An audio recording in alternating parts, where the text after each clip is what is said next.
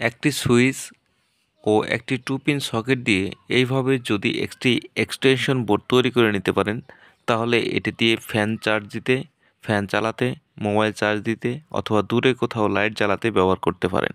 তো এরকম socket line কিভাবে তৈরি করবেন তা একদম সহজভাবে আপনাদেরকে দেখিয়ে দিব।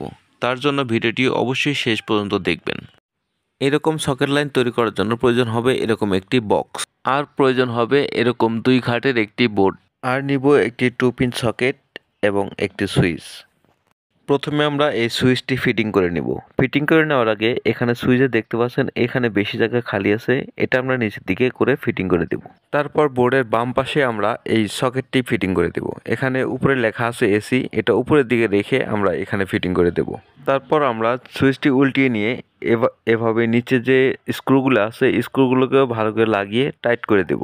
দরকার হলে আমরা প্লাস দিয়ে টাইট করে দেব, যেন এই সুইচগুলো নড়াচড়া না করে। তো চলুন দেখে নেওয়া যাক কীভাবে কানেকশন করতে হয়। কানেকশন করার জন্য আমি এরকম একটি শর্ট পিস তার নেব। এই শর্ট পিস তারের একটি প্রান্ত আমি এই সকেটের উপরে এল লেখা আছে এখানে কানেকশন করে দেব। আর কানেকশন করার সময় অবশ্যই ভালো করে টাইট করে দিবেন, না হলে সকেটটি পুড়ে যাওয়ার সম্ভাবনা থাকে। এই শর্ট পিস তারের অপর প্রান্তটি আমি সুইচের এই উপরে কানেকশন করে দেব। এরকম সকেট লাইন তৈরি করা খুবই সহজ, এটা যে কেউ করতে পারবেন। এখন আমি মেইন লাইনটি কানেকশন করব। সেজন্য আমি মেইন লাইনের তারটি এই বোর্ডের ভিতরে ঢুকিয়ে নেব। ঢুকিয়ে নেওয়ার পর আমার হাতে দেখতে পাচ্ছেন কালো তার, এটি হচ্ছে নিউট্রাল। এই তারটি আমি সকেটের যেখানে এন লেখা আছে এখানে কানেকশন করে দেব। সকেটের নিচে আমি নিউট্রালটি কানেকশন করে দিয়েছি। এখন আমি ফেজ তারটি কানেকশন করব। অর্থাৎ যে তারটির সাথে টেস্টার ধরলে টেস্টারটি জ্বলবে সেটা হচ্ছে ফেজ তার। এই ফেজ তারটি আমি সুইচে কানেকশন করে দেব। এটা আমি সুইচের যে নিচের টার্মিনাল খালি আছে এই টার্মিনাল কানেকশন করে দেব। সেজন্য আমি লুজ করে নিচ্ছি আগে, এখানে আমরা ঢুকিয়ে ভালো করে টাইট করে দেব।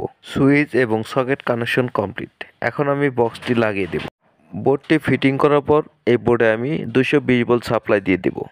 মেইন যে তার আছে এই তারের সাথে আমি আগে থেকে একটি 2 পিন প্লাগ কানেকশন করে নিয়েছি, এটা আমি অন্য একটি বোর্ডের সাথে কানেকশন করে দেব। তারপর আমি পাওয়ারটি অন করে দেব। এখানে আমি এই বোর্ডের সাথে কানেকশন করে দিলাম।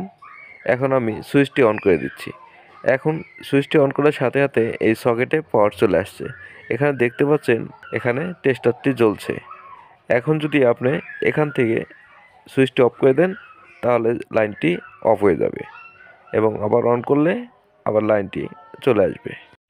তো বন্ধুরা, ভিডিওটি ভালো লাগলে অবশ্যই একটা লাইক দিয়ে দিবেন এবং আমার এই চ্যানেলটিকে সাবস্ক্রাইব করে দিবেন।